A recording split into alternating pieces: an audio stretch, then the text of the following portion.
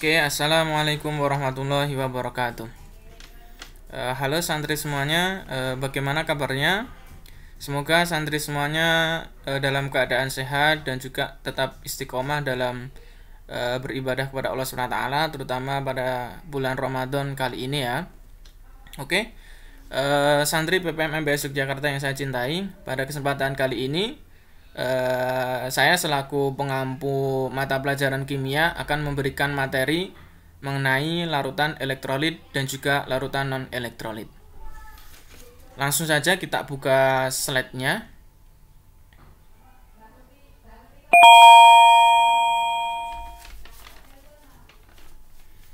Nah, sebelum masuk ke dalam pembahasan inti, kita akan melihat apa sih kompetensi inti dan juga kompetensi dasar dari pelajaran pada kali ini. Untuk kompetensi dasarnya, bahwasanya pembelajaran kali ini kita akan menganalisis sifat larutan elektrolit dan larutan non-elektrolit berdasarkan daya hantar listriknya.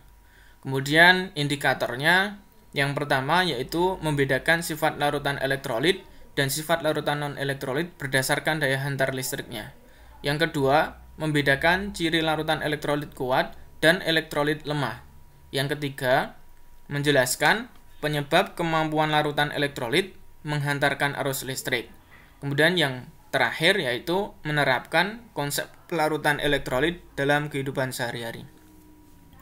Sebelum masuk ke dalam pembahasan inti, coba kalian lihat video persepsi pada pembelajaran kali ini.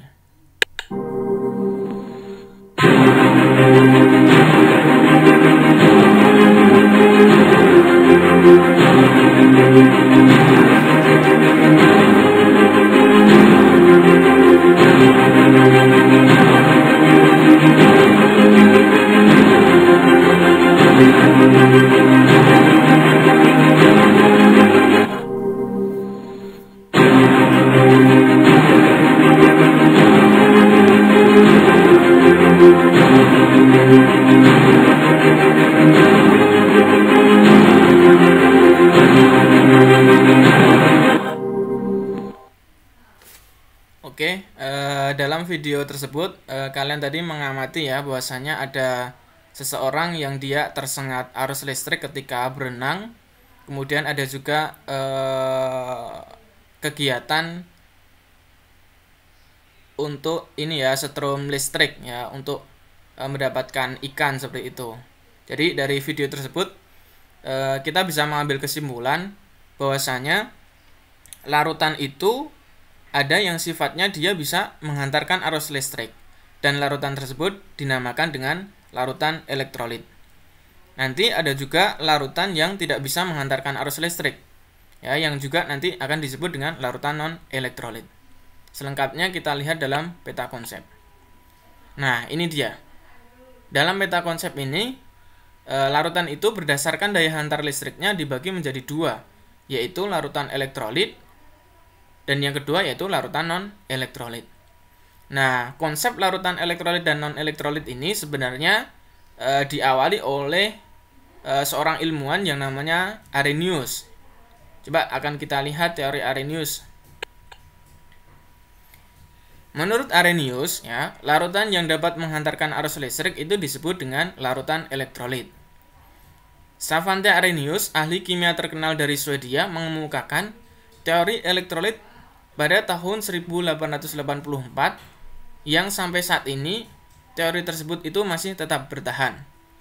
Kemudian, menurut Arrhenius, larutan elektrolit dalam air akan terdisosiasi atau nanti akan terurai ya, terdisosiasi itu terurai ke dalam partikel-partikel yang bermuatan listrik positif dan juga partikel bermuatan listrik negatif yang kemudian nanti kita sebut sebagai ion ataupun ion positif dan juga ion negatif, ataupun juga bisa disebut dengan kation dan juga anion.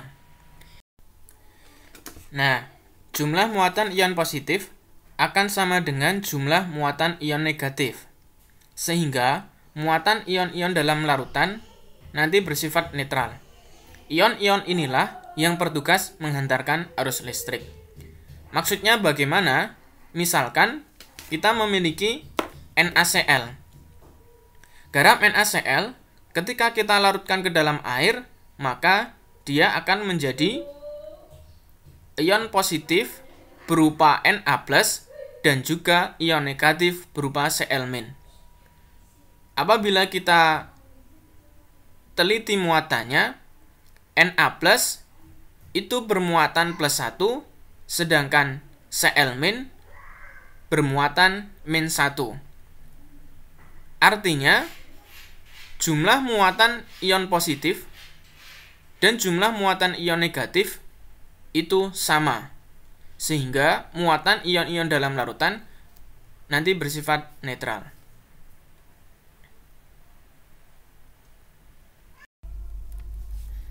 Oke, pada kesempatan kali ini kita akan menjelaskan mengenai secara mendalam, yaitu apa itu larutan elektrolit.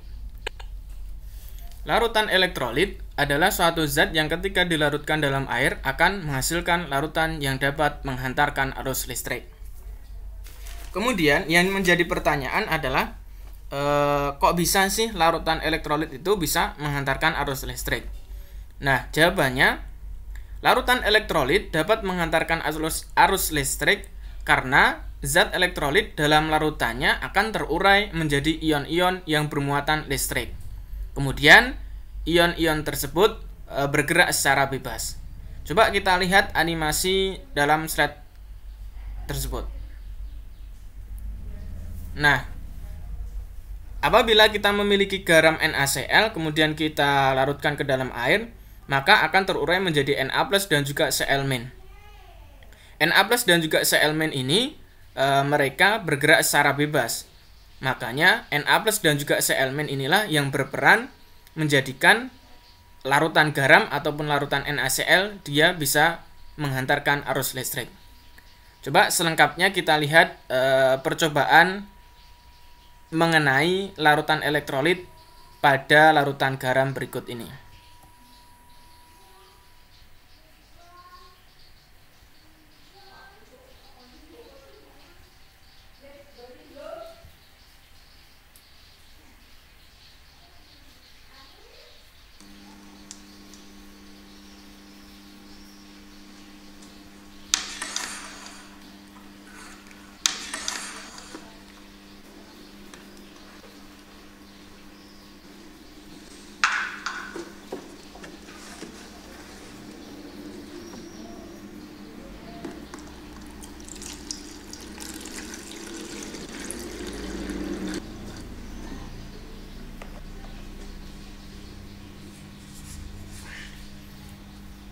Ketika kita perhatikan, coba akan ditambahi garam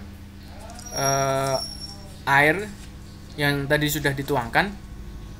Nah, kita akan melihat di sini lampunya akan menyala sangat terang sekali. Kemudian selain itu ciri lainnya adalah di sini terdapat gelembung gas. Ya, jadi larutan elektrolit itu salah satu ciri-cirinya adalah nanti ada gelembung gasnya dan juga lampunya nanti akan menyala secara terang apabila dilakukan suatu percobaan. Nah, percobaan ini juga bisa kalian lakukan di rumah dengan nanti mungkin menggunakan larutan garam, kemudian nanti mungkin ada sabun deterjen, kemudian nanti mungkin ada asam cuka dan lain-lain sebagainya.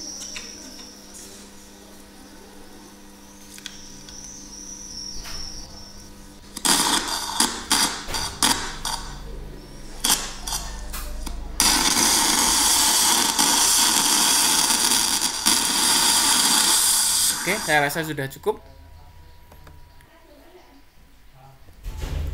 Kemudian larutan elektrolit ini, ya, larutan elektrolit ini nanti akan dibagi menjadi dua, yaitu larutan elektrolit kuat dan juga larutan elektrolit lemah.